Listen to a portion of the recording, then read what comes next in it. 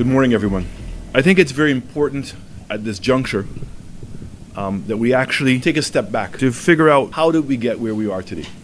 And I want to use this opportunity to create the framework that has motivated me, first of all and foremost, as a solution, and my decision to enter into the fray of politics. What has motivated me to do that? And as many of you would know, that I entered politics directly in 2006 when Sir John asked me to be part of his cabinet. Sadly for me, and I think for our nation, Sir John passed away in 2007. And I decided to stay in politics, and I'm glad I did. In that period, 2006 to 2011, I think that history will recall what I was able to achieve in tourism, and specifically having to deal with the world recession and also with Hurricane Thomas. And I'm hoping that persons would have had a greater appreciation of who Alan Chastanet is.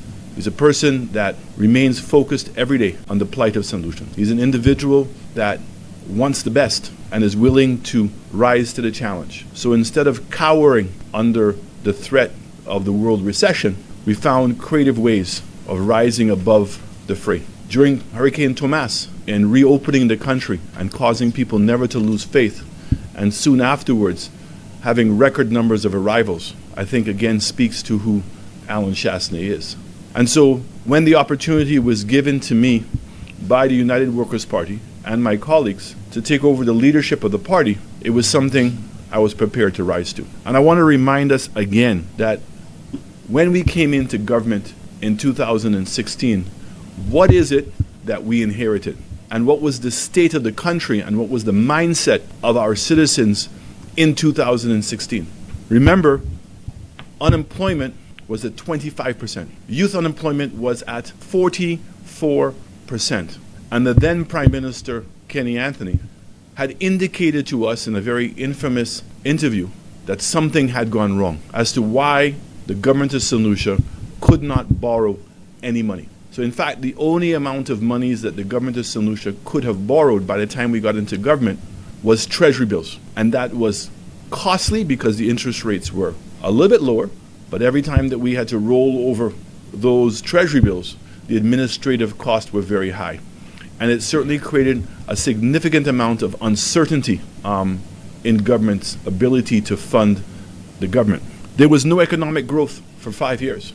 In fact, we had the largest deficits, and the amount of money that we were having to borrow was increasing every single year. And people were suffering. And I remember as a potential MP campaigning both in Soufrière and in Micoud South, and eventually throughout the length and breadth of this country, because I was going to be the political leader, the number of people that were not going to the hospital or to see a doctor because of the amount of money that they owed and the pride that they had and the embarrassment that they were going through. Even before then, but certainly even more, a greater emphasis was made to me about the state of St. Lucian's health. And we've heard it over and over and over again that we have one of the highest rates of diabetes and hypertension in this country.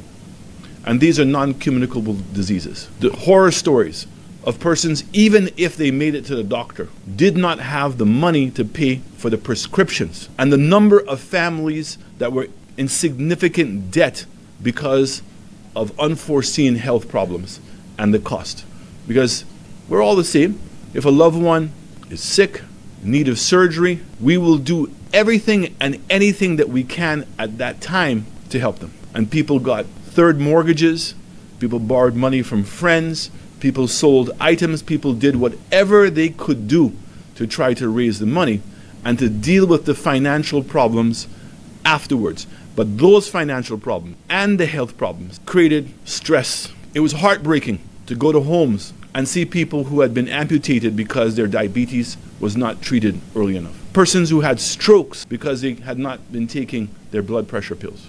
And the impact it was having on households' income. Because not only was the income of the individual who had the amputation or who had the stroke was lost, but somebody from the household had to stay now behind and take care of that person.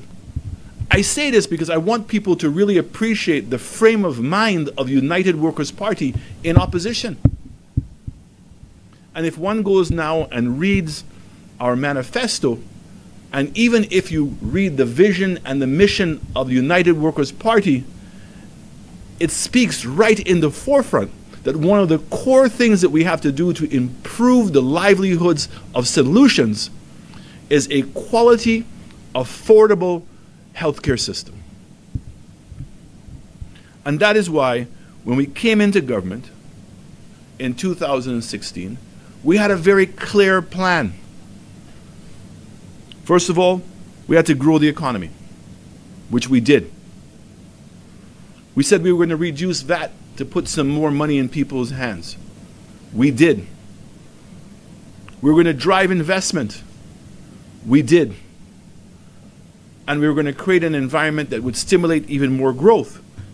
Agriculture, IT sector,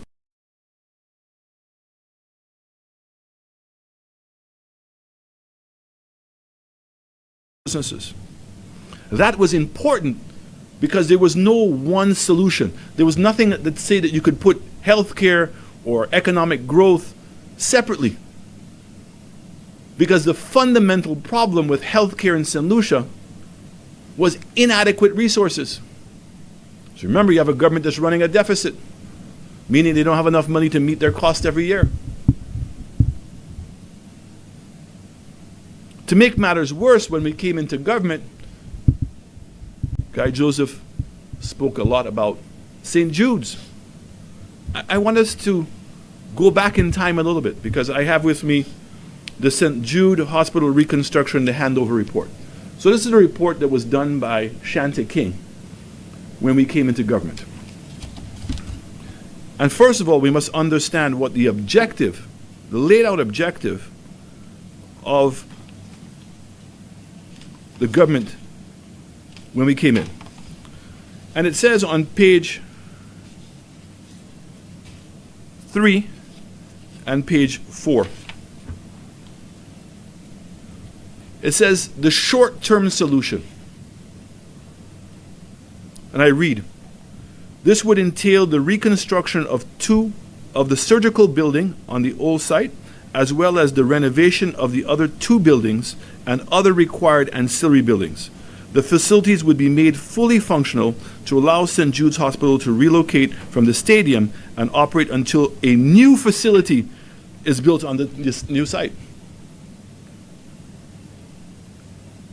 So it means that Stephenson King and Kenny Anthony both accepted that the St. Jude Hospital, the old hospital, could never be the new hospital. But what they could do is to try to temporarily fix it immediately in order to move back in while they build a new hospital. It goes on and it says, and I quote, the medium-term solution. This would entail the planning, design, and construction of a new 90-bed care facility for St. Jude Hospital at a new site at Beau-Saint-Jude.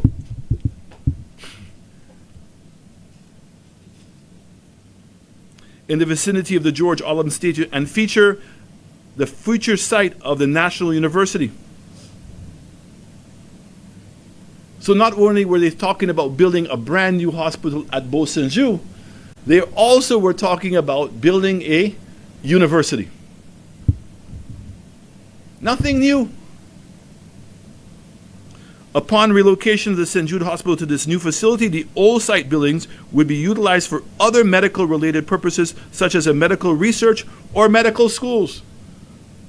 So when they moved into the new 90-bed facility, the intention was to convert the old St. Jude either into medical facilities or into a university. The rationale for construction of the new facility is as follows. It would facilitate synergy with the National Vision Plan and act as a catalyst for redevelopment of the South in general. Its functions would be expanded for the use as a teaching facility. It would be used to facilitate healthcare tourism and serve St. Lucians, Caribbean nationals, as well as other foreign nationals with specialized healthcare facilities. This is a report, August 14th, 2016. So when my government came in and realized that phase one, which was to renovate the old building, had turned into a disaster.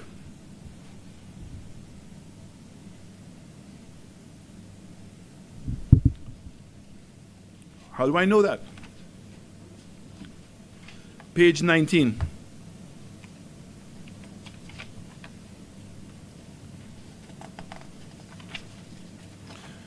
I quote, during the period 2012 to 2015, the availability of funding dictated the pace of works on the ground. Despite the request by the project management unit for adequate financial resources to progress work on site, the funds made available were inadequate and work on the site was restricted to approved funds for the respective financial years due to budgetary constraints. As such, the strategy for implementation of works was dictated by funding. The PMU, the management group, advised the consultant Halcro on the available budget for the respective years. The consultant was charged with responsibility to identify a feasible scope of works out of the overall scope. This inadequate financing posed additional issues, especially with a change in the policy direction, which was eventually accepted by the new government in November of 2011. Due to the uncertainty of the funding, it was challenging to progress certain project components on the ground. So what did the report show us when we came in? That they had already spent $98 million. And there was a letter from Tracy Polios, who was at the Ministry of Economic Development, advising the then Prime Minister Kenny Anthony that they were going to need another $60 to $80 million to complete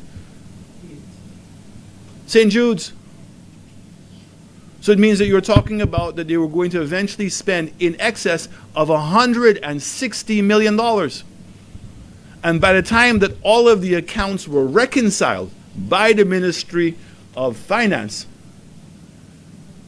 the $98 million that they had said that they had spent was actually closer to $125 million. Now, if one reviews the entire medium-term plan that we had, it begs the question, what should we do?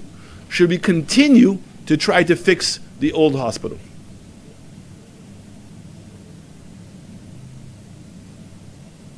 Should we try to fix it? So what did we do? We hired a consultant that was recommended to us by CDB, FDL.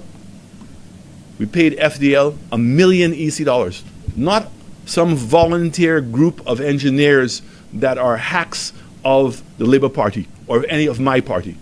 Independent engineers. People from the University of West Indies and people from Italy, experts in their fields, to review what was going on. And the now infamous report said, at minimum, it would take another $100 million. But there was a caveat. And the caveat was the electricals and plumbing and the ceilings and the standard to get to become certified was questionable. And therefore, that when they went in and started breaking down some of the walls and examining the quality of those infrastructures, it could lead to an unlimited amount of money to spend to fix it. So we said, okay, on the basis of that, and the cost estimates of about $160 million to build a brand new hospital, a dedicated facility for healthcare in the South, that would be 220,000 square feet, which is 20% bigger than OKEU. Why? Because of exactly what they were recommending, that the facility should not be just a facility for locals, but understanding you have an airport, and with the intention of bringing a cruise ship port into the South, and also wanting to get into medical tourism and providing facilities for the other Caribbean islands, we went ahead with that project. And in keeping with the same plan to convert the old building into a nursing college. Exactly the same thing. But in their typical haste of nasty politics, of lies, supported by hacks, would have come and tried to convince the people of St. Lucia, including the member from Labrie. All we needed, we fooled the people of St. Lucia. We should have continued to work on the old hospital because all that was required was chemical and paint. And within 3 months that they could have been in. Well, we now all know that that is a lie. Because when the government came in, instead of continuing the works of the new hospital, decided to go back in time to go into a hospital that they themselves knew. Let me read it for you.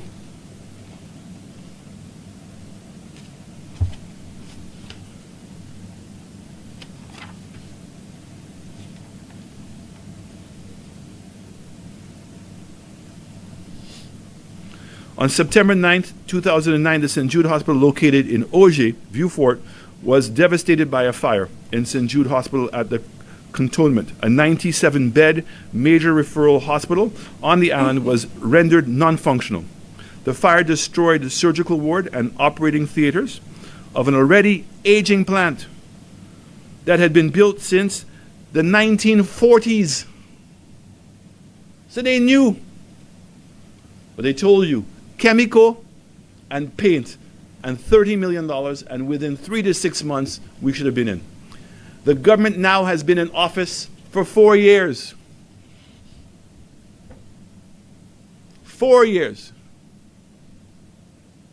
And their budget says they intend to spend $265 million in addition to the $150 million that they've already spent.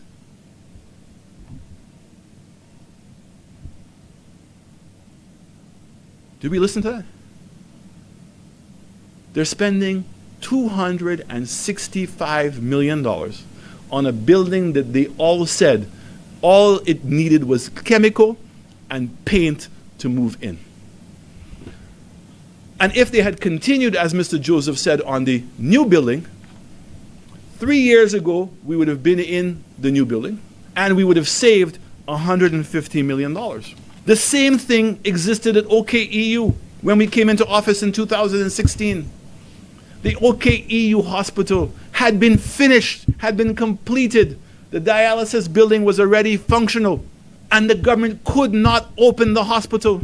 In fact, because so much pressure was being put on them, what did they do instead? They did a naming opening. They went and named it OKEU, and immediately afterwards closed it and took fancy pictures to fool the people. So again, when we came into government, you had St. Jude's Hospital that was a disaster. OKEU, no plan and no money to open it. And they were not even following their own plan that was put together in 2000, which said in order for these two hospitals to work, we had to strengthen our healthcare facilities. Because people are supposed to be diagnosed at a healthcare facility, treated at the hospital, and then go back to the healthcare facility for recovery. Because you don't want people to stay that long in the hospital. That's why there was a reduction in the number of beds. And remember, the government could not borrow money. Something had gone wrong.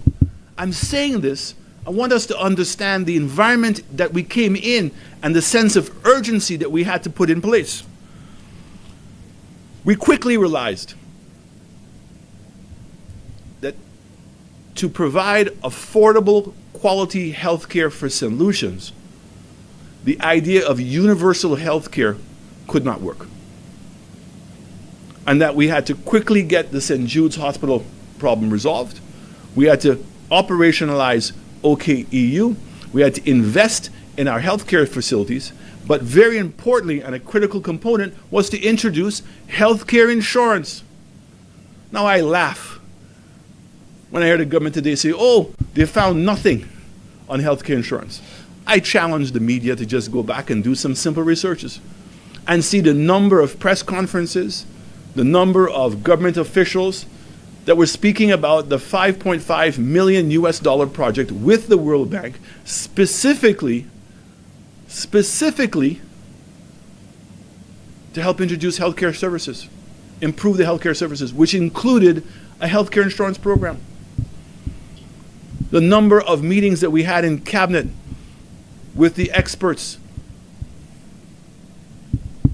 whether it should be through NIC, whether it should be a standalone, how much are we going to charge?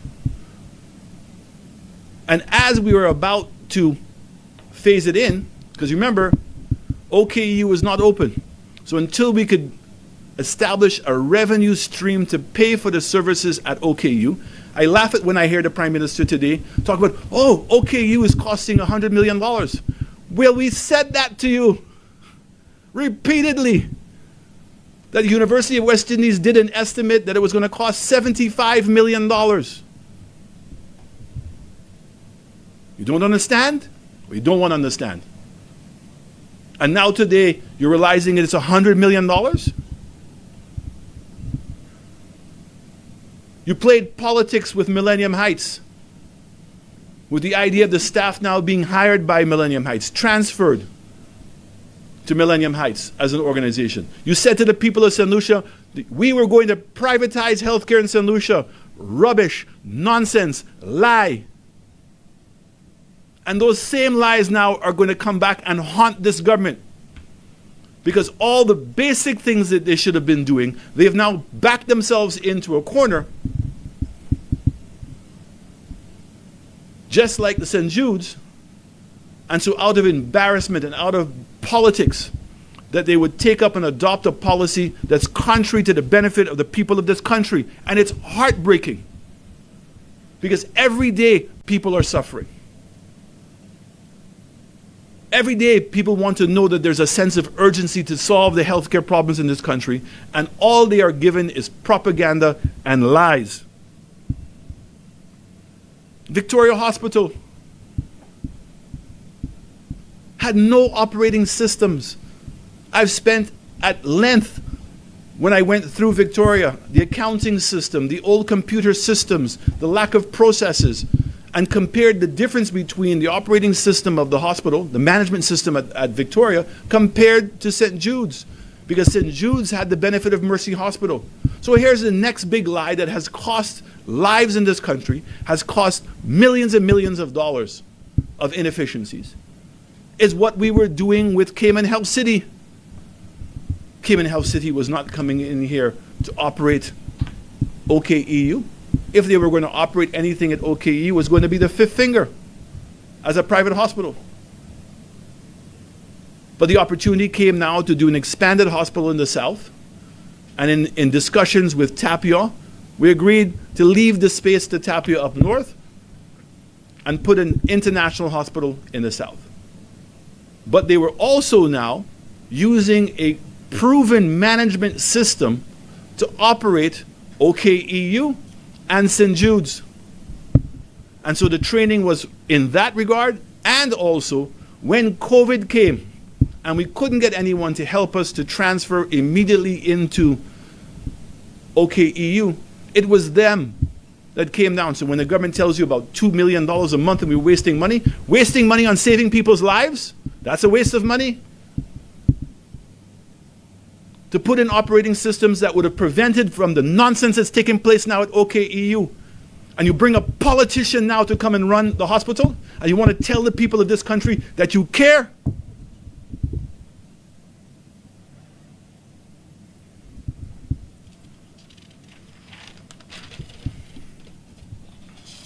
So the role of the healthcare insurance is that the government would make it that every single St. Lucian would have to have insurance. And that insurance coverage was going to be about $1,000 EC a year for those persons who were employed earning a salary over a certain amount, you would have shared that expense with your company you worked for. So the maximum would be $500 a year to give you $75,000 worth of coverage. Government agreed. All the persons on the poverty list, all the single mothers who were unemployed, all the people who became unemployed, government would pay that amount for them. So that every single St. Lucian would have insurance coverage. Everybody can go to the hospital or to the doctor and know that their basic needs were going to be covered. And to regain faith back into our health system. No, you come into office, you lie that there was no reports and there was nothing there for healthcare insurance. All the studies were there. But you lied. And then you went and told the people you're going to introduce universal healthcare. And then when you start realizing you couldn't do it, you went and lied again and said you're going to start with the elderly, people over 80, and maternity. And how many stories have we heard in the last months of people who are over 80 who are going to the hospital, and all of a sudden, oh, no. It does not apply to the main hospitals. It only applies to the healthcare centers. And yet, the healthcare centers do not have the equipment or the staff to treat these people.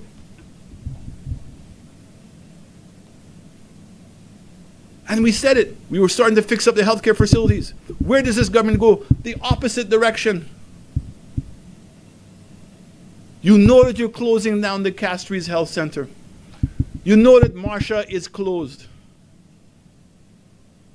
Do you even bother to upgrade Entrepot? No. Do you upgrade Leclerc? No. Do you upgrade the polyclinic at Grosley? No. You want to come now and tell the people of St. Lucia, oh, we're going to fix up the polyclinic at Grosley so it can operate 24/7? Today you're coming to say that? Has anybody gone there to see what service people are getting? This is what motivates me and United Workers' Party every day, is the pain that we see people are going through, the indignity of which how they're being treated. And Skiddy is only one example of that indignity, and his refusal to die in an emergency ward.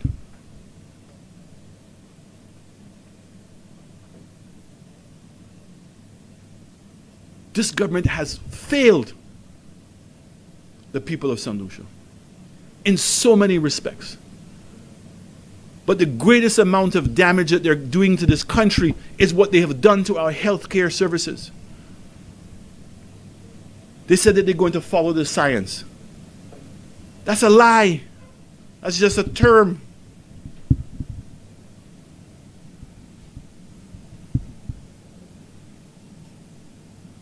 I want to say, United Workers' Party remains committed to the development of St. Lucia.